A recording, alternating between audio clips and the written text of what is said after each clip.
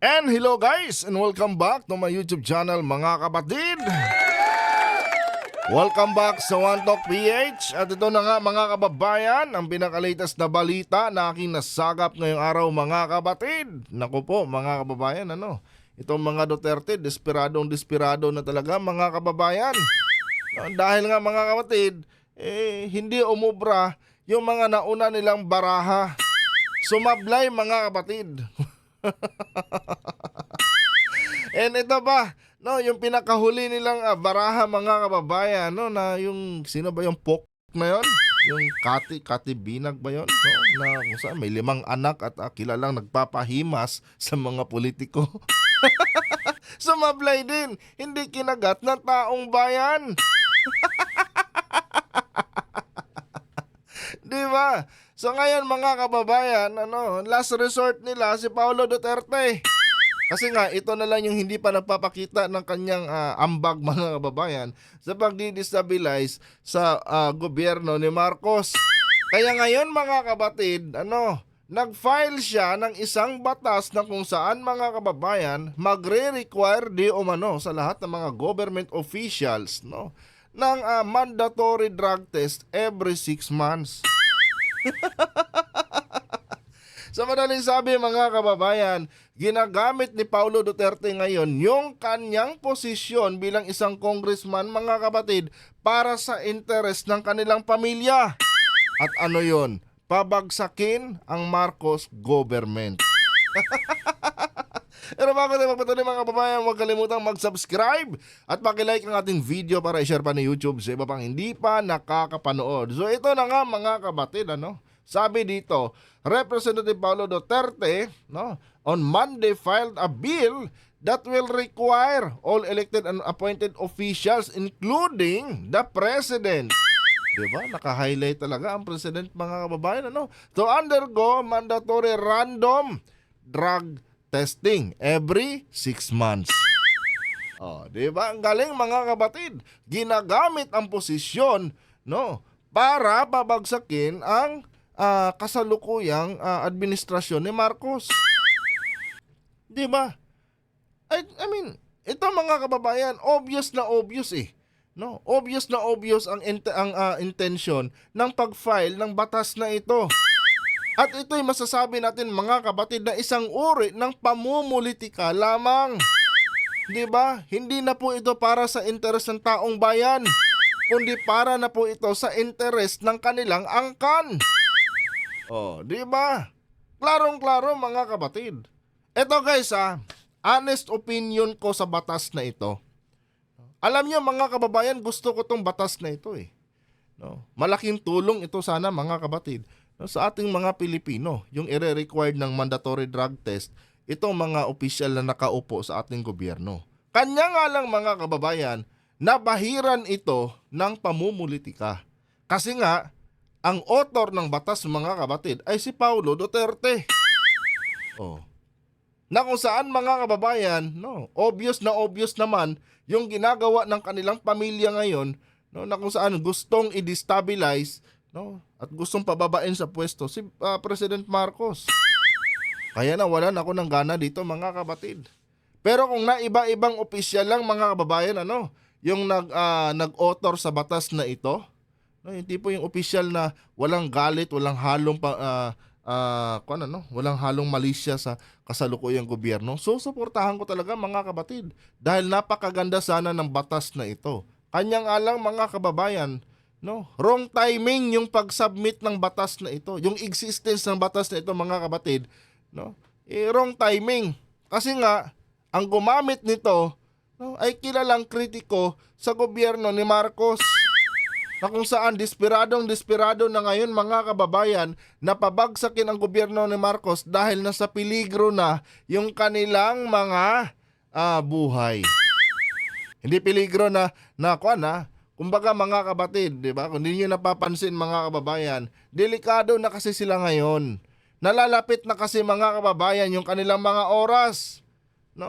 Tingnan nyo lahat ng 4 na Duterte na ito mga kapatid, malapit ng mapunta sa dapat nilang kalalagyan. Kasi nga ito si Digong at si Sara Duterte, mga kababayan, hinahunting din ito ng ICC, di ba?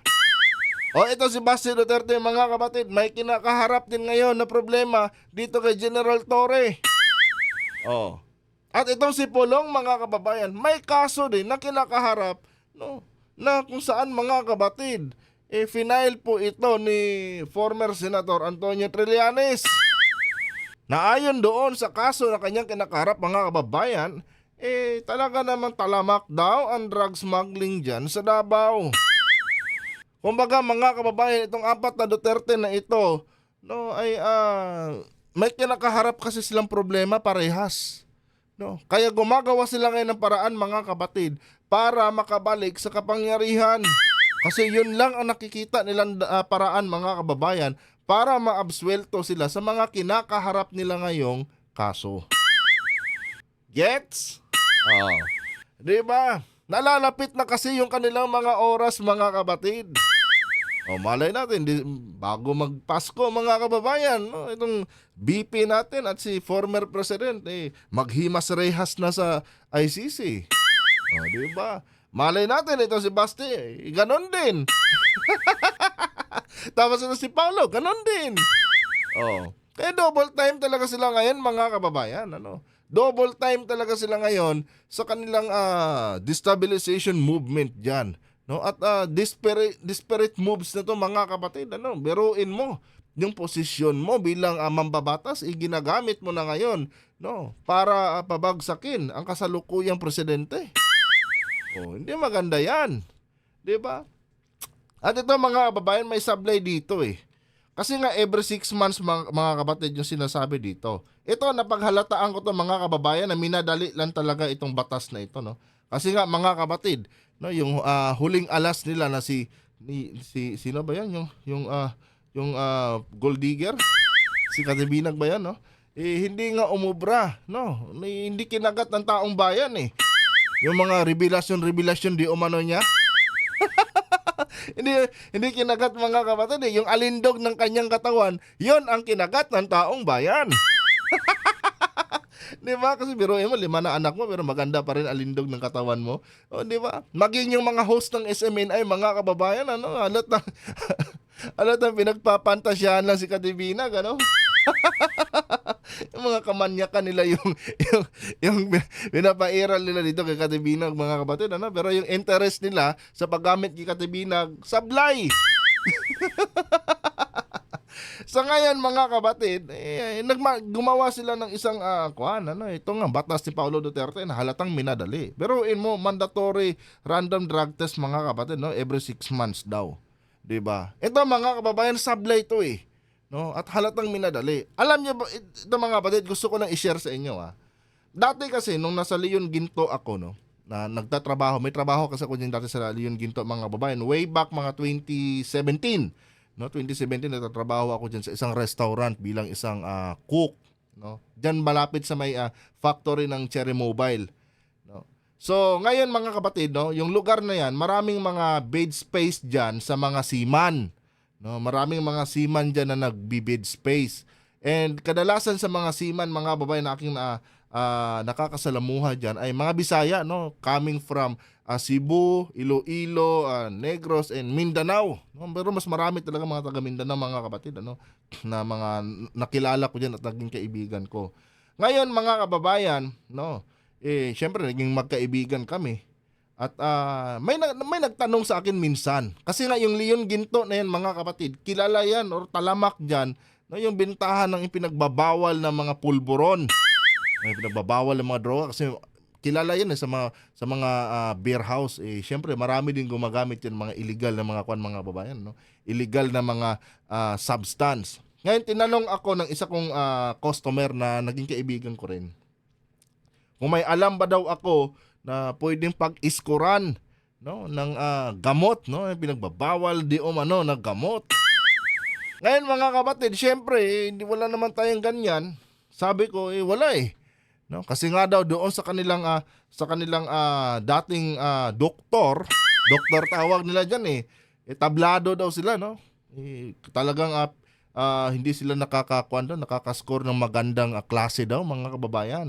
Kaya nagtanong sila sa akin, akala nila ganon din ako, no? Ngayon, syempre, naging kaibigan ko sila at nung time na yun mga kabatid, no, adik na adik din ako sa paglalaro ng Dota noon. At nakakasabayan ko sila sa isang computer shop. Ngayon nung nagkainuman kami mga kababayan sa isang computer shop, napatanong ako. Kasi nga itong mga seaman, itong mga kababayan, pag nandiyan na sila sa Pedro Hill, no, pag pumunta na sila sa kanilang mga bid space diyan, ibig sabihin niya malapit na silang sumakay. Ngayon nagtataka ako mga kabatid kasi 1 week na lang sasakay sila. Tinanong ko mga kababayan, paano kayo nagiging kumbaga paano kayo nakakapasa sa drug test nyo, no? Kung gumagamit kayo ng ganyang mga substance. Alam niyo sagot sa akin mga kabatid, simple lang daw mga kababayan. Tandaan niyo seaman to mga kabatid May mga iba pa nga yan, kapitan, ganun din bisyo no? Bago daw ang drug test mga kabatid, 3 days, no? Before ang drug test mga kababayan, umiinom daw sila ng beer size na suka, no? Yung dato puti. Tapos, papartneran niya nila mga kababayan ng 1 litro ng Bear Brand Sterilize. Ganon lang daw diskarte niyan mga kabatid, no? And after 3 days, negative na sila sa drug test. Oh. Ito ngayon mga kababayan, no?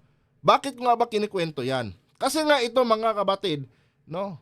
Random drug test daw every 6 months. Oh. Yan 3 days nga lang mga kababayan napa-negative Ito ba kayang 6 months? 'Di ba? Kaya nasabi kong minadali to mga kababayan, no? Yung paggawa ng batas na ito ni Paulo Duterte, no? Kasi dito hinaalatan hindi pinag-isipan. Sino ba naman tanga ang politiko mga kabatid, no? Na alam na every 6 months meron drug test, ang hindi paghahandaan yung kanyang nalalapit na drug test kada 6 na buwan. 'Di ba? Sino ba naman tangang politiko, no? Ang ipapasubo yung kanyang sarili sa ganitong drug test. Siyempre mga kababayan, no, paghahandaan nila 'yan. Hindi ibig sabihin nito mga kapatid, wala ding silbi itong batas na gustong ipasa ni Paulo Duterte. Maliban sa halatado na nga na pamumulitika ito, no? Halatado din na walang silbi itong kanyang gustong ipasok na batas. Yun nga mga seaman Ito hindi naman sa tinatabla natin yung mga kababayan ding seaman pero I think dapat na rin itong pansinin ng ating OWA yung mga drug test ng mga yan. Kasi ito legit talaga itong mga kababayan yung kinuwento ko sa inyo. No? Isang bote lang, isang beer size lang na dato puti ang katapat ng kanilang drug test mga kabatid. Na may kasamang 1 litro ng Bear Brand Sterilize. No? At automatic yan. No? Negative na agad sila sa drug test. Ganon ang ginagawa nila mga kababayan. Nagugulat na lang ako, tinatawagan na lang ako ng mga nakaibigan ko doon kasi every 3 months umuwi yan Tatawag sa akin, "Bay, nandito na ako sa Miami. Sasampa na ako sa barko ko." Halong-halong na lang diha, bay. Gumaganong-ganon lang mga kababayan. No. Ito ba kayang 6 months, no? Mas madali itong mga kabatid, Mas madaling paghandaan to. 6 months pa yan No. Sabihin natin mag-enjoy ka ng 5 months, no? Nakakagamit mo diyan ng pinagbabawal na droga. No, yung 1 month, ulit-ulitin mong uminom ng isang beer size na suka. Di ba? Negative.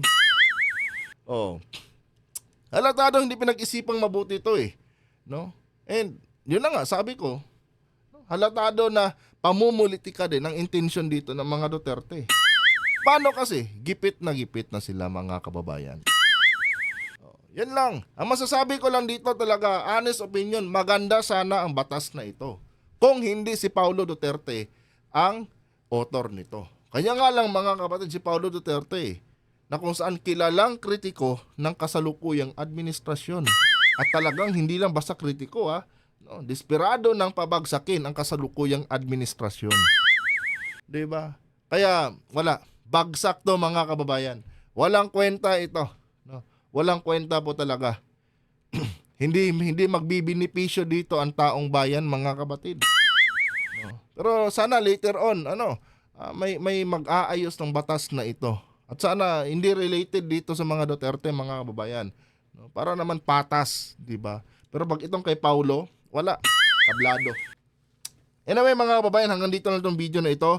Kung nagustuhan niyo po ang ating content ngayon, huwag kalimutang mag-subscribe at paki-like ang ating video para i-share pa ni YouTube sa iba pang hindi pa nakakapanood. And mag-comment na rin kayo dyan mga kababayan sa inyong mga personal na opinion at reaksyon. Hanggang dito na lang. Adios.